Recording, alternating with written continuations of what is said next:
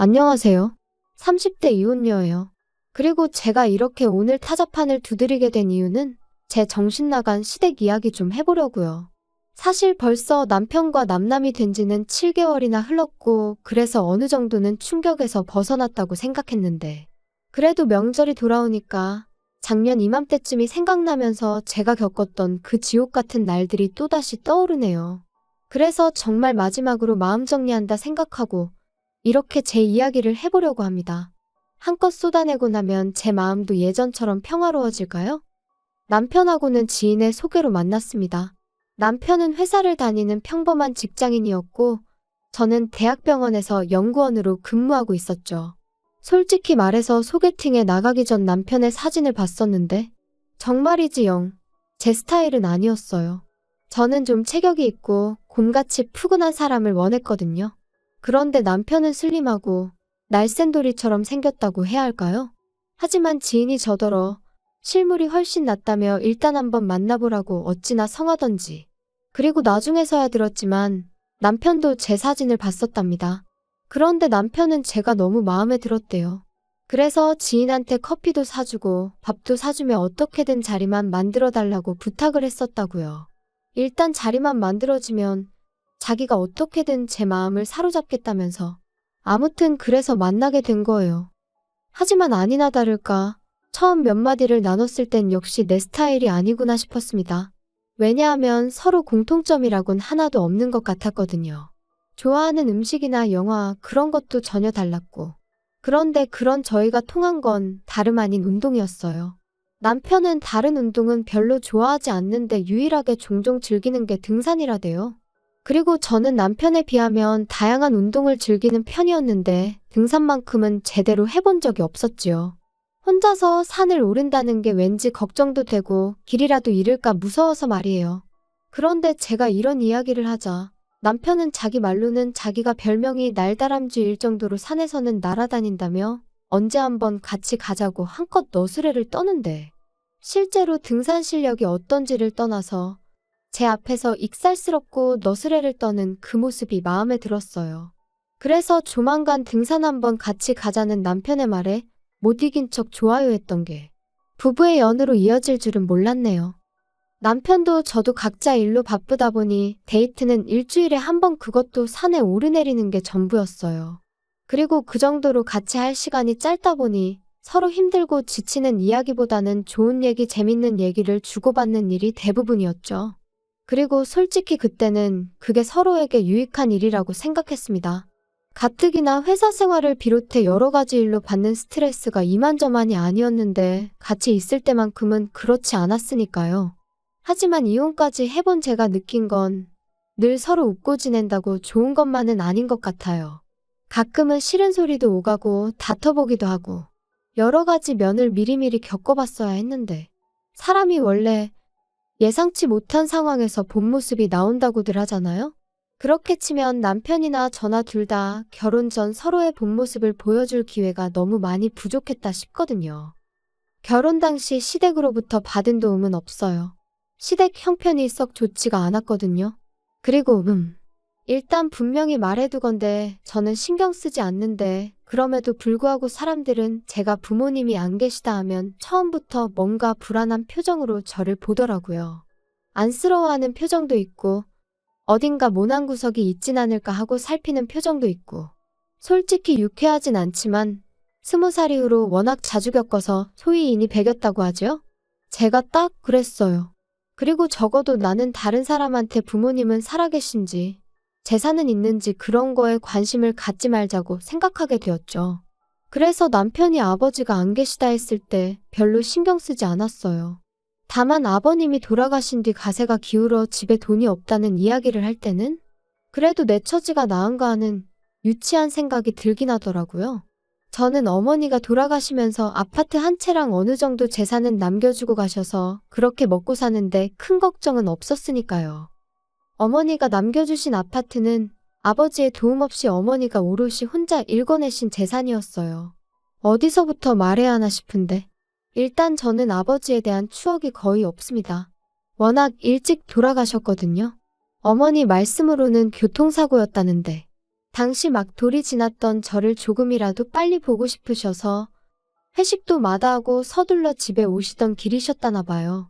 그런데 음주운전 차량에 그만 그 자리에서 세상을 떠나셨던 거지요. 저는 이런 사정을 중학교 때 알았습니다. 그것도 할머니를 통해서 말이에요. 그리고 말이 나왔으니 말이지만 할머니는 늘 저를 원망스러운 눈빛으로 바라보곤 하셨는데 어렸을 땐 그 이유도 잘 모르고 그저 미움을 받는 사실이 너무 받아들이기 힘들었어요. 그런데 그 이유를 알고 나니까 할머니 입장에선 제가 미울 수밖에 없겠다 싶더라고요. 저희 할머니도 아들 하나는 낳아야 한다는 그 위에 그러니까 증조할머니의 성화에 어지간히 시달리다 아주 힘들게 저희 아버지를 낳으셨다 했거든요. 그런데 하나뿐인 아들이 손녀를 보러 가다 세상을 떠났으니 내 잘못도 아닌데라는 억울함과 나만 없었더라면 하는 죄책감이 한데 뒤엉켜 참으로 오랫동안 저를 힘들게 했어요.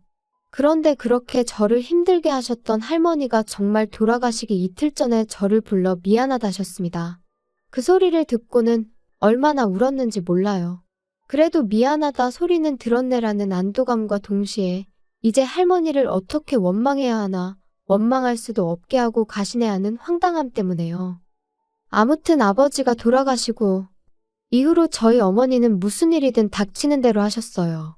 설거지, 건물 청소 그런 건 뭐 기본이었고요. 마늘밭이 돈을 많이 준다 해서 거기 가셨다가 아주 생으로 앓느라 몇 날 며칠 꼼짝을 못 하신 적도 있지요.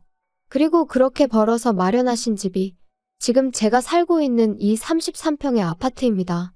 처음에 이 집에 들어왔을 때 환하게 웃으시던 어머니의 얼굴이 지금도 얼마나 선명한지 몰라요. 그래서 제가 다니는 직장에서 거리가 좀 있긴 해도 제 입장에선 파는 건 말도 안 되는 일이었지요. 그런데 남편이랑 결혼 이야기가 나오자 남편이 먼저 제 아파트 이야기를 꺼내며 거기서 신혼살림을 차리는 건 어떻냐대요. 그리고 저는 고민할 것도 없이 싫다고 했어요. 당시 남편도 돈이 있다고 했고 저도 돈이 있었으니 그 돈에 대출을 더해 새로 집을 구하면 되는 상황이었고 무엇보다도 그저 제 아파트는 비워두고 싶었어요. 제 마음 기댈 곳이 필요한 날 친정이다 생각하고 찾고 싶었거든요. 게다가 진작에 이런 이야기는 몇 번이나 남편하고 나눴던 차였기에 뜬금없이 신혼살림을 거기다 차리자 하는 남편이 어이가 없었죠. 하지만 남편은 계속해서 언제까지 돌아가신 분한테 매달리며 살 거야? 돌아가신 어머님도 그러라고 남겨주신 집은 아닐 텐데. 돌아가신 분한테 매달리는 게 아니고 그냥 아직 내가 준비가 안 됐다니까. 그리고 까놓고 말해서 내가 오빠보다 돈을 덜 모은 것도 아니고 오빠 말대로 반반 결혼할 수 있다는데 왜 자꾸 내 아파트에서 신혼살림을 시작하자는 거야? 분명히 말해두는데 나 싫어. 뭐 언젠가 내 마음이 좀 정리가 되면 그땐 나도 또 마음이 달라질지 모르지만 아무튼 지금은 아니야. 당분간은 그럴 일 없으니까 그 집은 그냥 없는 집이다 생각해. 그리고 결국 저희는 그렇게 작은 빌라에서 전세살이를 시작했습니다. 어머님도 남편도 멀쩡한 아파트를 두고 전세살이가 웬 말이냐며 투덜거렸지만 저는 아무렇지도 않았어요. 후회도 없었죠. 한편 그렇게 결혼한 지 어느덧 2년차가 되던 때였습니다. 신우가 만나는 사람이 있다며 재혼을 하게 될지도 모르겠다는 소식을 전해왔어요. 그리고 저와 신우의 관계는 썩 좋은 편은 아니었지만 그때만큼은 진심으로 축하한다 전했습니다.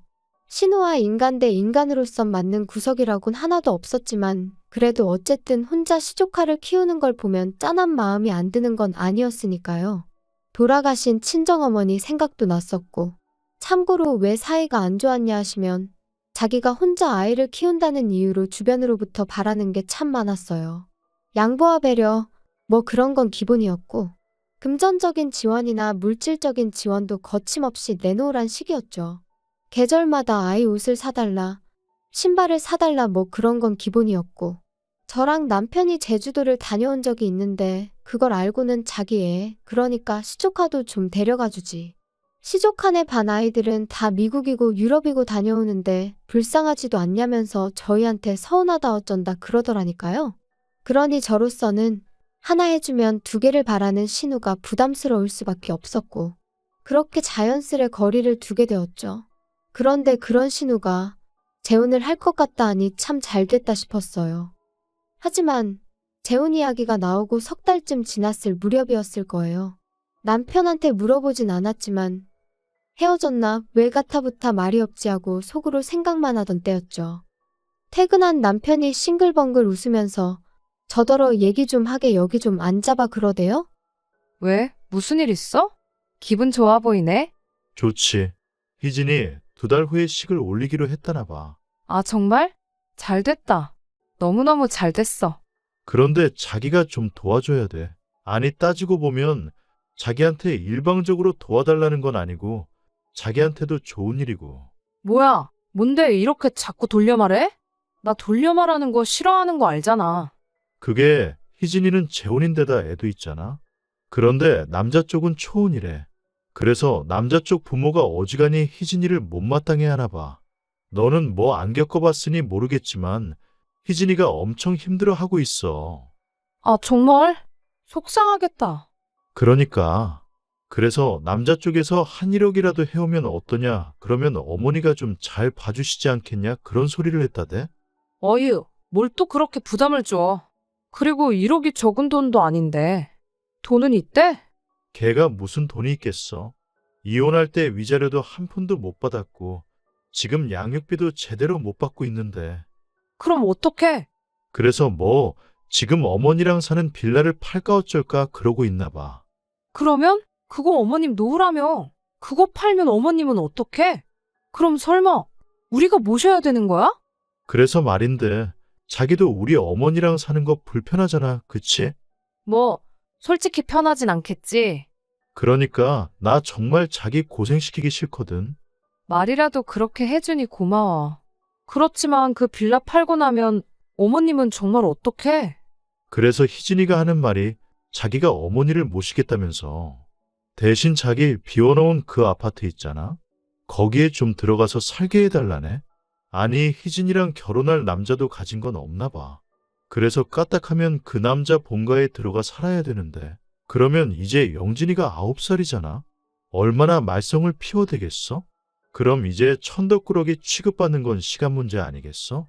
아니, 잠깐 그러니까. 당신 동생이 지금 사귀는 남자 부모는 모시기 싫고 어머님이랑 살고 싶은데 살 집이 없으니 내 집을 내놔라 이거야? 빌라 팔아 나오는 돈으로는 뭐 지참금처럼 그 사귀는 남자 집에 갖다 바치고? 뭔 소리야 이게? 그게 말이 돼? 화만 내지 말고 한번 생각을 해봐. 아무리 생각해봐도 그것보다 나은 방법이 없어서 그래. 웃기시네. 빌라를 팔아서 시집을 가던 말던 그건 내 알 바 아니고 100번 양보해서 그렇게 하겠다고 하면 어머님 여기 오시라고 해. 같이 살아야지 뭐 별 수 있어? 나 어머님이랑 사는 거 괜찮아. 근데 내 집은 안 돼. 다짜고짜 집을 내놓으라는 남편의 말이 정말 기도 안 차더라고요. 그래서 단칼에 거절하고 2번 다시는 그딴 소리 꺼내지도 말라고 했어요. 신우한테 그렇게 내줄 집 같았으면 처음부터 신혼살림을 차렸지. 말이나 되는 소리냐 했죠. 하지만 남편은 계속해서 며느리인 제가 시어머니랑 같이 살아서 좋을 게 뭐 있냐며 자기랑 신우가 다 저를 배려해서 하는 소리인데 왜 그 마음을 몰라주냐 말도 안 되는 소리만 해대는 거예요. 아니, 내가 괜찮다는데 내가 모시고 살겠다는데 왜 둘이서 난리냐고. 결국 참다 못한 제가 어머님과 신우가 사는 집으로 찾아갔습니다.